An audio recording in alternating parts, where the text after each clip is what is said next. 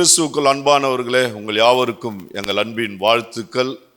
எங்களுடைய செய்தி தொடர்ந்து உங்களுக்கு வேண்டும் என்று சொன்னால் உங்களுடைய சேனலை சப்ஸ்கிரைப் பண்ணிக்கொள்ளுங்கள்.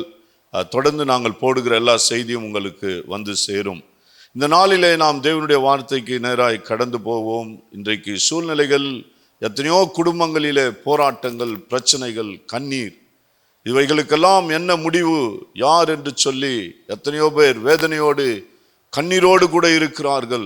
இவைகள் எல்லாவற்றுக்கும் கிறிஸ்துதான் பதிலாயிருக்கிறார். எத்தனையோ கேள்விகளோடு கூட, மன பாரத்தோடு கூட, ஏன் இப்படி இருக்கிறது, ஏன் என்னுடைய வாழ்க்கை இப்படி இருக்கிறது, ஏன் என்னுடைய குடும்பம் இப்படி இருக்கிறது, ஏன் என்னுடைய தொழில் இப்படி இருக்கிறது, ஏன் என்னுடைய ஊழியம் இப்படி இருக்கிறது என்று சொல்லி அநேகருடைய வாழ்க்கையில அநேக பிரச்சனைகள், போராட்டங்கள், எத்தனையோ வியாதிகள், கண்ணீர், அத்தனை மத்தியிலும் ஒன்று நான் சொல்லுகிறேன், ஊழியக்காரனாய், கிறிஸ்துதான் உங்களுக்கு பதிலாயிருக்கிறார்.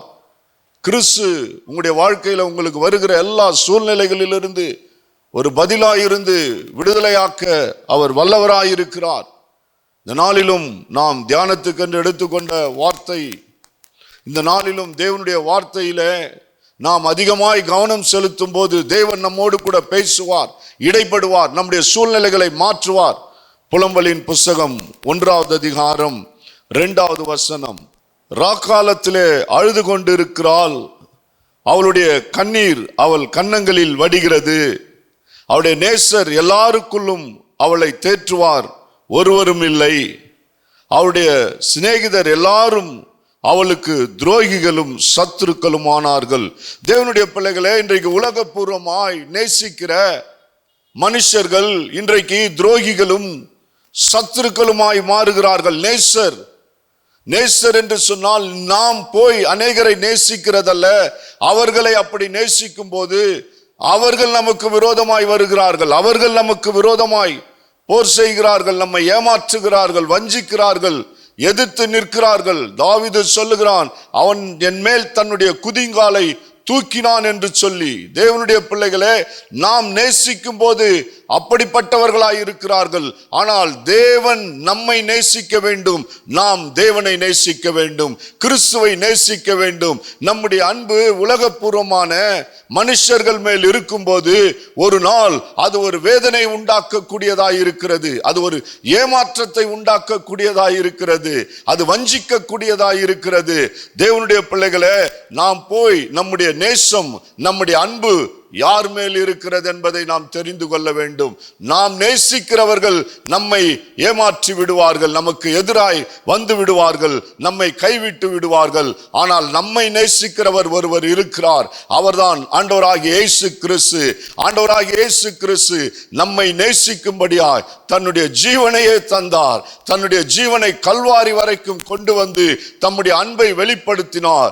இயேசு ஒருபோதும் கைவிடாதவராய், மாறாதவராய், விட்டு விலகாதவராய் இருக்கிறார். இன்றைக்கு நீங்கள் எடுக்க வேண்டிய தீர்மானம் என்னவென்று சொன்னால், இயேசு என் நேசர், இயேசு என்னுடைய நேசர், அவர் எல்லாரிலும் சிறந்தவர், எல்லாவற்றிலும் பெரியவர், அவர் என்னை விடுதலையாக்குவார், அவர் என்னை வாழ வைப்பார் என்று சொல்லி அவருக்குள்ளாய் நாம் நம்மை ஒப்பு கொடுக்கும் போதுதான் நம்முடைய சூழ்நிலைகள் மாறும், நம்முடைய பிரச்சனைகள் மாறும், நம்முடைய கண்ணீர் மாறும். இன்றைக்கு நம்முடைய சூழ்நிலைகளுக்கு, எல்லா கேள்விகளுக்கும் ஒரே பதில்தான், கிறிஸ்து பதிலாய் இருக்கிறார். அந்த கிறிஸ்துவுக்குள்ளாய் நாம் எவ்வளவு தூரம், என் நேசர் அவர் எல்லாரிலும் சிறந்தவர், என் நேசர் இந்த உலகத்தில் எல்லாரிலும் என் மேல் அன்புடையவர், எல்லாரும் மாறுவார்கள், என் நேசர் மாற மாட்டார், அவர் என்னை கைவிட மாட்டார், அவர் என்னை விட்டு விலக மாட்டார் என்று இயேசுவின் மேல் எவ்வளவு உங்களுடைய அன்பு வருகிறதோ அவ்வளவாய் இயேசு உங்கள் பக்கமாய் வருகிறார், உங்களை நேசிக்கிறார், உங்களை விடுதலையாக்குகிறார், உங்களுடைய சூழ்நிலைகளை மாற்றுகிறார், உங்களுடைய வெட்கத்துக்கு பதிலாய் ஆனந்த தைலத்தினால் உங்களை அபிஷேகிக்கிறார், சத்துருக்களுக்கு முன்பாக பந்தியை ஆயத்தம் பண்ணுகிறார். எந்தெந்த இடத்திலெல்லாம் நீங்கள் கைவிடப்பட்டீர்களோ, புறக்கணிக்கப்பட்டீர்களோ, அதே இடத்துல கிறிஸ்து உங்களை வழிநடத்த இயேசு கிறிஸ்து வல்லவராயிருக்கிறார். எபேசியர் 3வது அதிகாரம். விசுவாசத்தினாலே கிறிஸ்து உங்கள் இருதயங்களில், பாருங்க, விசுவாசத்தினாலே கிறிஸ்து நம்முடைய இருதயங்களில் வாசம் செய்ய வேண்டும். என்ன விசுவாசம்? அவர் என்னை விடுதலையாக்குவார், அவர் தேவகுமாரன், அவர் இரட்சகர், அவர் மீட்பர், அவர் என்னுடைய பாவத்துக்காக அவர் ரத்தம் சிந்தினார், என்னுடைய சாபத்தை போக்கும்படியாய் அவர் ரத்தம் சிந்தினார், அவர் என்னுடைய வியாதிக்காக அடிக்கப்பட்டார், அவருடைய தழும்புகளாலே நான் சுகமானேன். அந்த விசுவாசம் வளர வேண்டும். மனுஷன் மேல் இருக்கிற விசுவாசம், மனுஷன் நம்மை ஏமாற்றி விடுவான். இந்த உலகம் உங்களை வஞ்சித்து விடும், ஏமாற்றி விடும், கைவிட்டு விடும். ஒருவேளை மருத்துவர்கள், டாக்டர்ஸ் எல்லாரும் உங்களை ஏமாற்றி விடுவார்கள். டாக்டர்ஸ் எல்லாரும் கைவிட்டு விடுவார்கள். கடைசி நேரத்தில் எங்களால முடியாது, என்ன செய்கிறது என்று தெரியாது. ஏன் என்று சொன்னால், நம்மை உண்டாக்கினவர் இயேசு கிறிஸ்து, நம்மை உண்டாக்கினவர் தேவாதி தேவன், தேவனாகிய கர்த்தர். அவர் நம்மை விடுதலையாக்குவார், அவர் நம்மை சுகமாக்குவார், அவர் நம்மை வாழ வைப்பார். அப்படியானால் நம்முடைய விசுவாசம் எப்படி இருக்க வேண்டுமா? கிறிஸ்துவுக்குள் இருக்க வேண்டும். அந்த விசுவாசமானது அசைக்க முடியாததாய் இருக்க வேண்டும். எல்லா சூழ்நிலைகளிலும், சூழ்நிலைகள் மாறும், கிறிஸ்து மாற மாட்டார். பிரச்சனைகள் மாறும், இயேசு கிறிஸ்து மாற மாட்டார். தேவனுடைய பிள்ளைகளே, இன்றைக்கு உங்களுடைய வாழ்க்கையில நீங்கள் சந்திக்கிற பிரச்சனை, உங்களுடைய பிள்ளைகளை குறித்து, உங்களுடைய வாழ்க்கையை குறித்து, உங்களுடைய எதிர்காலத்தை குறித்து, உங்களுடைய சூழ்நிலையை குறித்து நீங்கள் படுகிற பிரச்சனைக்கு ஒரே ஒரு தீர்வு இயேசு கிறிஸ்து தான். அப்படியானால் அவருக்குள் நாம் எப்படிப்பட்டவர்களாய் இருக்க வேண்டுமாம்? விசுவாசத்தினாலே கிறிஸ்து உங்கள் இருதயங்களில் வாசமாய், நம்முடைய இருதயத்தில் கிறிஸ்து வாசமாய் இருக்கவும் நீங்கள் அன்பிலே வேரூன்றி, அன்பிலே, கிறிஸ்துவின் அன்பிலே வேறு உண்ணணும். இந்த உலகப்பூர்வமான அன்பு அல்ல. உலகப்பூர்வமான அன்பு மாயமான அன்பு. ஒரு உலகப்பூர்வமான அன்பு மாயை, அது காணல் நீரை போல கடந்து போய்விடும். உலகப்பூர்வமான அன்பு ஒரு நாளிலே கைவிட்டு விடும், ஒரு நாளிலே புறக்கணிக்கும், ஒரு நாளிலே எதிர்த்து நிற்கும். கிறிஸ்து அன்பு மாத்திரம் மாறாதவர். ஏனென்று சொன்னால் ரோமர் 8:36-39 சொல்லுகிறது, கிறிஸ்துவின் அன்பை விட்டு என்னை பிரிக்கிறவன் யார்?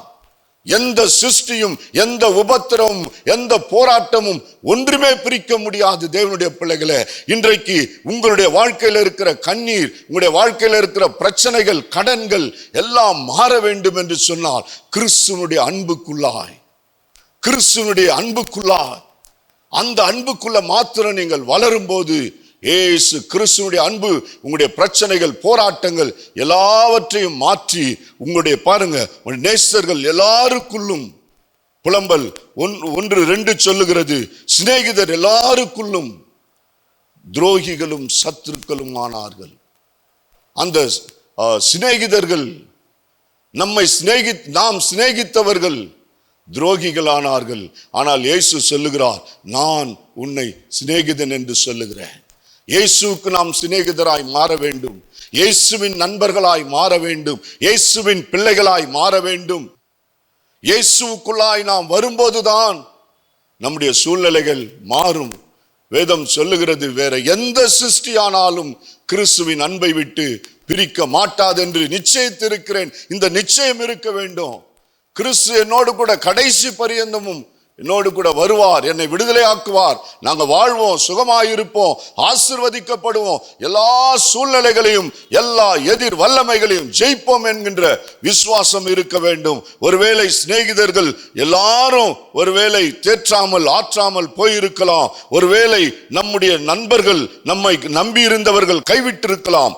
ஆனால் கிறிஸ்து மாத்திரம் உங்களை கைவிடாதவராயிருக்கிறார். அந்த இயேசு கிறிஸ்துவை பற்றி கொள்ளுங்கள், இயேசு கிறிஸ்துவை பிடித்து கொள்ளுங்கள். அவருடைய அன்பின் அகலம், ஆழம், நீளம், உயர், அறிவு கெட்டாத அந்த அன்பு, அந்த அன்பில வேறு ஒன்றுங்கள்.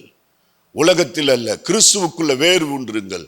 கிறிஸ்துவுக்குள்ள இருந்து கனி கொடுக்க முடியும், கனி உள்ள ஒரு வாழ்க்கை வாழ முடியும், செழிப்புள்ள ஒரு வாழ்க்கை வாழ முடியும், ஆசீர்வாதமான ஒரு வாழ்க்கை வாழ முடியும். எதற்குள்ள வேறு விட வேண்டும்? உலகத்துக்குள்ள வேறு விட்டால் கசப்பும் வேதனையும் போராட்டங்களும் வரும். ஆனால் கிறிஸ்துவுக்குள் வேறு விட்டால் நம்முடைய வாழ்க்கை செழித்து ஆசீர்வாதமாய், அநேகருக்கு நாம் ஆசீர்வாதமாய் இருக்கிறவர்களாய் இருப்போம். கர்த்தர் தாமே உங்களை ஆசீர்வதிப்பாராக. ஆமென். God bless you.